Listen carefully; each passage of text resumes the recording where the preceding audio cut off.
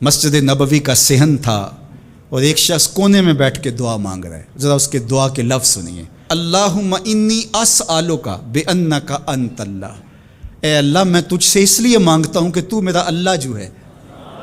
ذرا غور کیجیے. میرے والد گرامی فرماتے تھے کہ بیٹا باپ سے کہے کہ ابا جی میں آپ سے اس لیے مانگ رہا ہوں کہ آپ میرے ابو جو ہیں، تو باپ کو اپنا وجود بیچ کے بھی دینا پڑا تو اس کی ڈیمانڈ پوری کرے گا.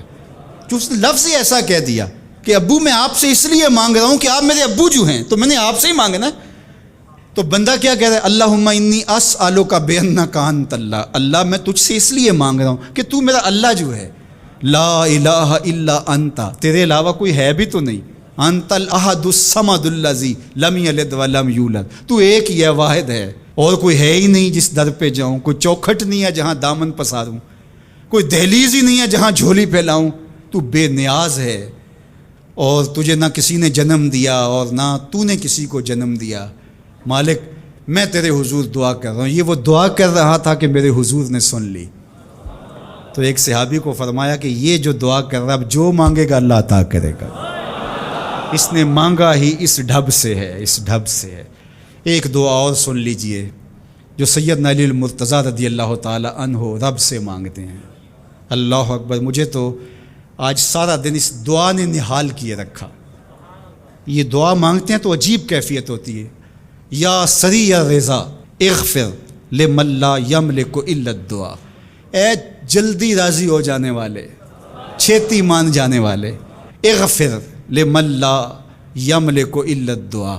اسے معاف کر دے جس کے پاس دعا کے علاوہ سہارا ہی کوئی نہیں، جس کے پاس دعا کے علاوہ کچھ ہے ہی نہیں جو پیش کر سکے. التجا ہی کر سکتا ہے، ترلا ہی کر سکتا ہے، منت ہی کر سکتا ہے. منتوں اور ترلوں کے علاوہ جس کے پاس کچھ نہیں ہے، اے جلدی مان جانے والے اس کی مغفرت کر دے، اس کو بخش دے. اللہ اکبر. تو وہ کریم ہے، وہ کہتا ہے میرے در پہ آؤ تو صحیح، کوئی جھولی پھیلاؤ تو صحیح. ہم تو مائل بکرم ہیں، کوئی سائل ہی نہیں. راہ دکھلائیں کسے رہ رو منزل ہی نہیں. کوئی آئے تو صحیح، جھولی پھیلائے تو صحیح، کوئی طلب تو کرے. دنیا والوں سے مانگیں تو ناراض ہوتے ہیں، اللہ سے نہ مانگیں تو ناراض ہوتا ہے.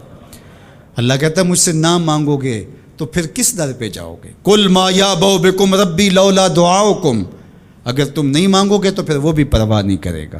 تم مانگتے رہو گے، جھولی پھیلاتے رہو گے، وہ اپنی رحمتیں تمہارے دامن میں ڈالتا رہے گا. اس کے خزانوں میں کوئی کمی نہیں آتی.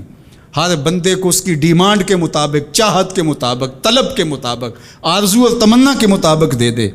اس کے خزانوں میں پھر بھی کوئی کمی نہیں آتی. تو اسی سے مانگیں.